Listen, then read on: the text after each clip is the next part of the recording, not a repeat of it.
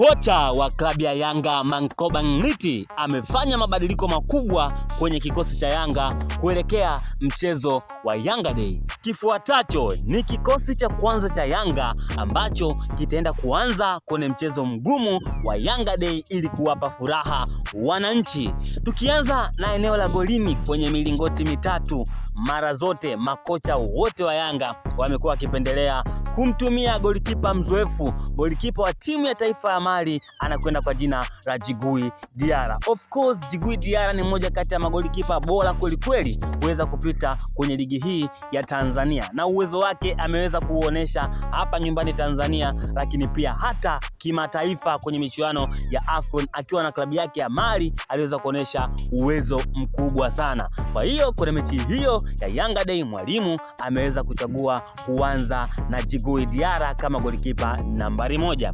Tukija kwenye safu ya mabeki, mara zote kocha wa Yanga Mankoba Ngiti amekuwa akipendelea kutumia mabeki wanne. Tuliweza kushuhudia akiwa na kikosi cha Mamelodi Sundowns alikuwa anapendelea kutumia approach hiyo ya kutumia mabeki wanne, yani mabeki wawili wa katikati pamoja na mabeki wawili wa pembeni.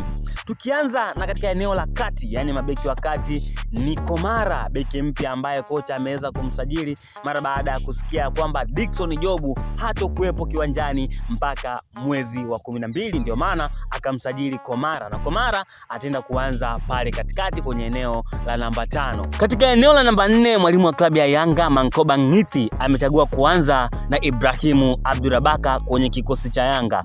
Wote tumekuwa tukishuhudia umuhimu wa Abdurabaka kwenye safu ya ulinzi ya klabu ya Yanga. Kwenye msimu uliopita na misimu kadhaa ambayo imeweza kupita nyuma, imeonekana ya kwamba Ibrahimu Abdurabaka ni uti wa mgongo kwenye safu ya ulinzi ya klabu ya Yanga, hususa ni katika eneo la mabeki. Kwa hiyo mwalimu wa Yanga amechagua kuanza na Ibrahimu Abdurabaka pamoja na Komara kwenye safu ya mabeki wa katikati. Na tukija kwenye mabeki wa pembeni, basi mwalimu wa klabu ya Yanga Mankoba Ngiti amefanya mabadiliko madogo katika upande wa kushoto na ameamua kuanza na Isaka Boka, mkongomani huyu ambaye anaweza kucheza vizuri kweli upande wa kushoto. Na kwa mujibu wa mwalimu anasema kwamba ameipenda sana kasi ambayo Boka amekuwa nayo. Tunafahamu Boka ni mchezaji ambaye anakimbia kuliko wote kwenye klabu ya Yanga, na mpira Mankoba Ngiti ni mpira wa kasi, ndio maana amechagua kuanza na Boka Isaka na kumwacha nje Mohamed Hussein Zimbwe Junior. Na upande wa kulia mwalimu amechagua kwenda na Kouassi Atola Yao. Wote tunafahamu kazi ambayo Kouassi Atola Yao amekuwa akionyesha akiingia uwanjani. Msimu uliopita Kouassi Atola Yao aliweza kukosekana kwenye kikosi cha Yanga kwa muda mrefu kweli. Tuliweza kuliona pengo lake kwa ukubwa kweli, lakini msimu huu mwalimu Mankoba Ngiti amemweka fiti kweli Kouassi Atola Yao, na Kouassi Atola Yao kwenye mchezo wa Yanga Day ataenda kuanza kwenye upande wa kulia kama fullback ya kulia. Tukija kwenye safu ya kiungo, mahali ambapo watu wengi walikuwa wanasubiria mwalimu ataenda kuanza na nani ambaye ataenda kukaa benchi. Tukianza na kwenye kiungo cha ulinzi, usajili mpya, usajili ambao uliweza kutikisa kweli hapa nchini Tanzania, usajili wa mchezaji Ngoma, moja kati ya viungo kabaji ambao wanaweza kupiga pasi kwa usahihi na kuweza kukaba vizuri kweli.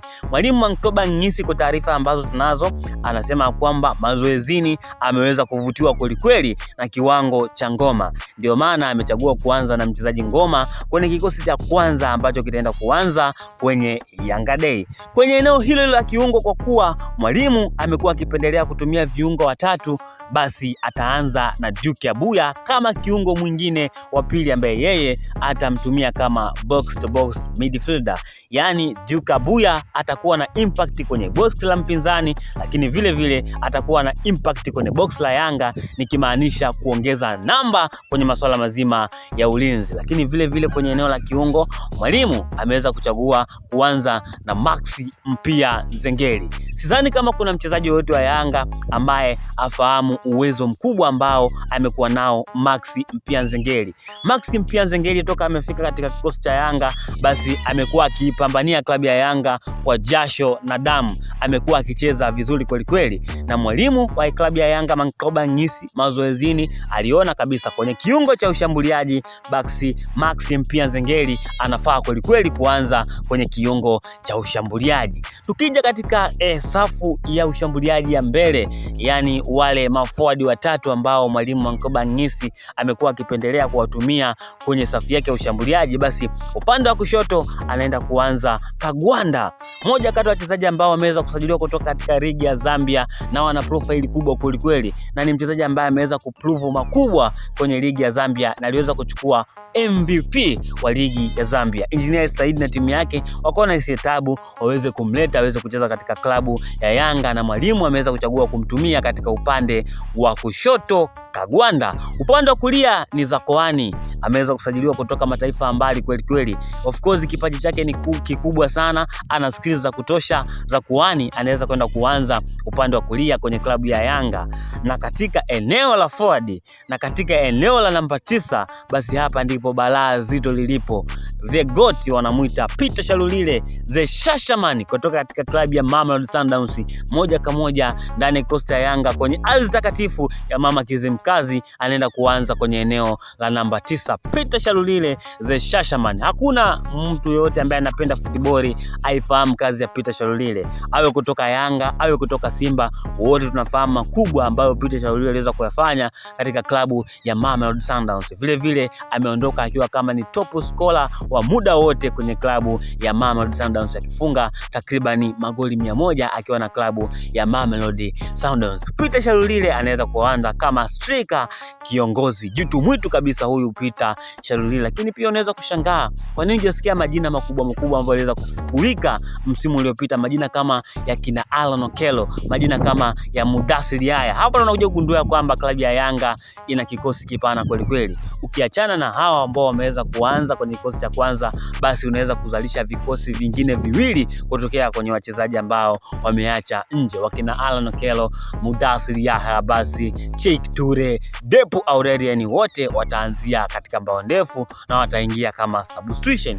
Hiki ndicho kikosi cha kwanza cha Yanga ambacho kitaenda kuanza kwenye mchezo wa Yanga Day. Cha msingi ni wewe kuweza kusubscribe channel hii ili unapata taarifa kama hizi za kimichezo kutokea ndani na nje ya mipaka ya Tanzania.